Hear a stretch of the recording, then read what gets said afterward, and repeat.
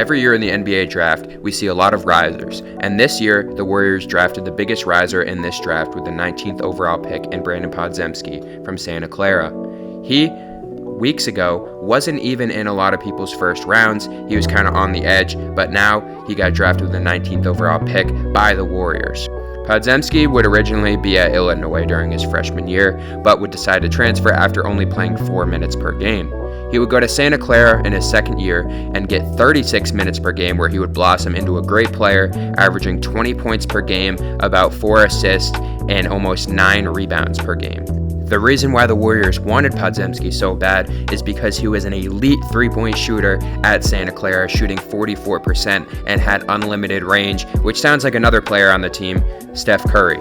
Now, I'm not going to say he's going to be the next Steph Curry, but with Jordan Poole leaving, this will definitely help them off the bench because they'll be able to get that three-point volume scoring.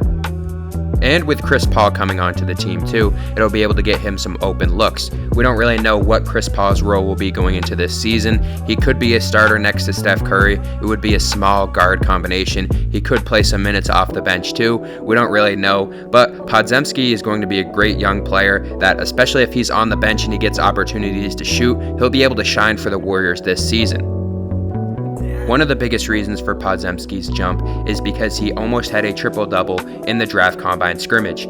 He had 10 points, 8 assists, and 7 rebounds, which was great, and that's usually where a lot of these players get to shine and show their true draft stock, because we can see how they play in college, and a guy like him who played against lesser competition than some of these guys that are playing in the Big Ten or the SEC or any big conference, we get to see how he really plays against the guys in his draft class, and having a near triple-double will definitely help you out, especially with the assists and the rebounds. You love to see that from a guard. There's also a reason why he won the WCC Player of the Year. He had 13 double-doubles, which was the most in the league. He had a game with 23 points and 18 rebounds, and he also led the WCC in rebounding as a guard.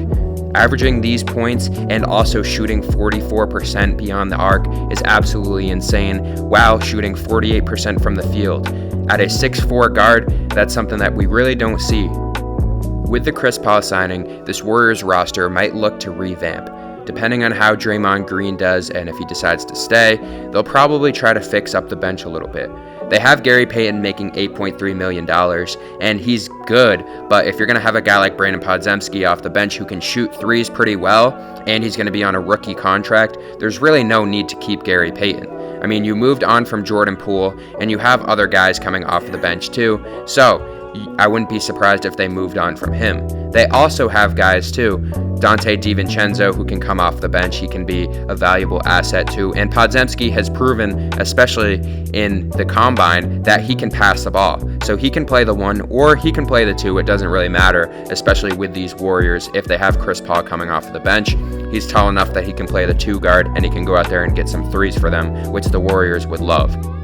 One thing that they may not tell you about Brandon Podziemski is that he's the hardest worker in this class by far. He wanted to be a baseball player, but then decided that he would try out basketball, and now got drafted within the first round of the NBA draft after a sophomore year, which is absolutely insane. Really his first year playing, since he didn't really get to play that much at Illinois, but the hardest worker in this class. And something like that will definitely not go unnoticed in the NBA, especially with the Warriors. Overall, his role in the team will be very crucial for them. If he can shoot even anywhere close to 44%, even if he drops down a little bit to 40%, be an elite shooter off the bench, especially for a team that loves that 3 ball. Now, he's not going to be as much of a volume scorer as Jordan Poole was, but he can go out there and get you some threes, and that will be very valuable.